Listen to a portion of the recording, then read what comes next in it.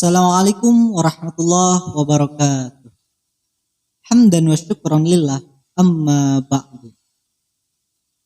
Baik teman-teman yang berbahagia, dalam kesempatan kali ini insya Allah saya akan memaparkan sedikitnya materi yang telah saya pelajari dan pahami, yakni tentang ma'rifatul insan, pengenalan atau mengenal terhadap manusia.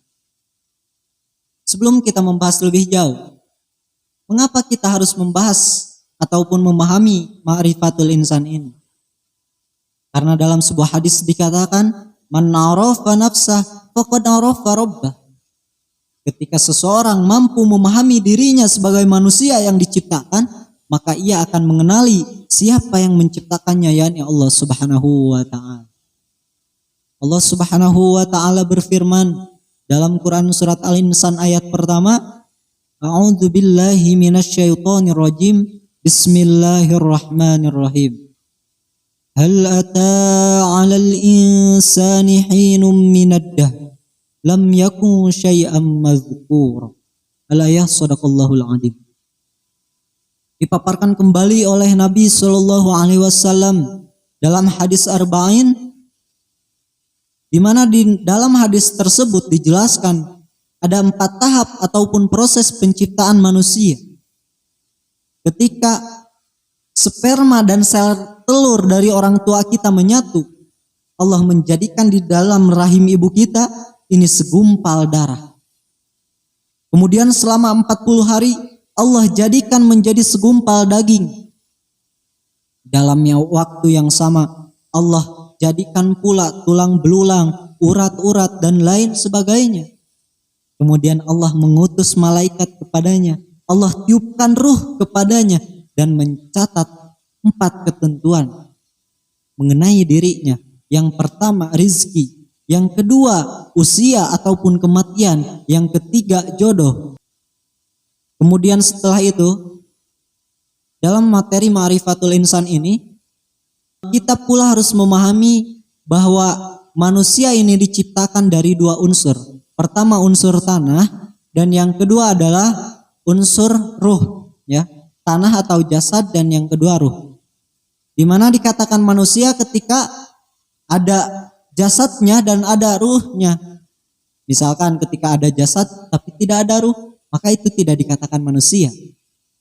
Kalaupun dikatakan sebagai manusia, itu disebutnya sebagai bangkai, ya, ataupun mayat. Begitupun misalnya ketika ada ruh tapi tidak ada jasad. Nah, orang tersebut tidak dikatakan manusia. Karena kenapa? Karena enggak ada jasadnya. Paling juga dia dikatakan sebagai arwah, kemudian gentayangan ataupun lain sebagainya, ya. Nah, jadi dikatakan manusia ini ketika tergabung 2 unsur. Pertama jasad ataupun tanah, dan yang kedua adalah ruh, ya. Seperti itu teman-teman. Selanjutnya, setelah Allah menciptakan manusia, Allah kasih 3 potensi, ya. 3 potensi yang Allah berikan kepada manusia. Yang pertama, qalbun ataupun fuad, yang artinya adalah hati. Di mana fungsi hati ini adalah untuk memahami dan meyakini bahwa tidak ada Tuhan selain Allah, dan hanya Allah lah yang memberikan rizki, yang mengatur dan yang menciptakan seluruh alam, begitupun isi. Yang kedua, Allah kasih potensi kepada manusia ini adalah pendengaran, ya. Di mana tanpa pendengaran yang Allah berikan, manusia ini tidak dapat mendengar.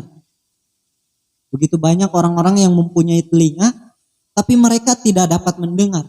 Mengapa demikian? Karena mereka tidak dikasih potensi pendengaran oleh Allah Subhanahu wa taala. Maka teman-teman, ketika kita dikasih potensi pendengaran oleh Allah, sudah selayaknya kita senantiasa bersyukur dan menggunakan potensi tersebut untuk mendengarkan ayat-ayat Allah, untuk mendengarkan perintah-perintah yang Allah perintahkan melalui Rasul ataupun utusannya. Dan yang ketiga, potensi yang Allah berikan adalah penglihatan. Di mana dengan potensi penglihatan ini kita dapat melihat tanda-tanda kekuasaan Allah. Kita dapat bertafakur dan bertadabur. Kita dapat melihat keindahan dan keistimewaan ciptaan Allah, yakni alam. Dari ketiga potensi yang Allah ciptakan, ini bukan tiada sebab. itu sebagai modal kita untuk senantiasa bersyukur kepada. Dan juga untuk modal kita untuk mengabdi kepada Allah Subhanahu wa taala. Sebagaimana dalam Quran surat Al-Mujadalah dan juga dalam Quran surat Al-Baqarah Allah firmankan, "Wa ma khalaqtul jinna wal insa illa liya'budun."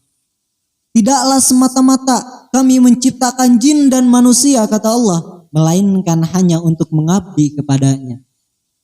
Maka daripada itu, kita gunakan ketiga potensi yang Allah berikan kepada kita untuk senantiasa mengabdi kepada Allah, untuk senantiasa menjadi khalifah yang menjaga dan menegakkan keadilan di muka bumi ini.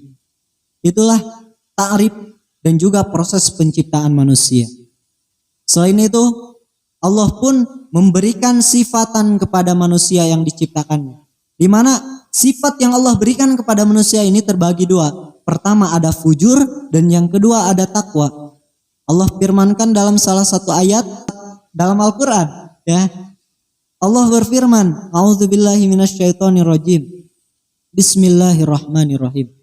Fa'alhamaha fujuraha wa taqwaha." Kemudian kami ilhamkan kepada manusia yang Allah ciptakan tersebut dua sifat, yaitu fujuraha wa taqwaha. Pertama fujur dan yang kedua takwa.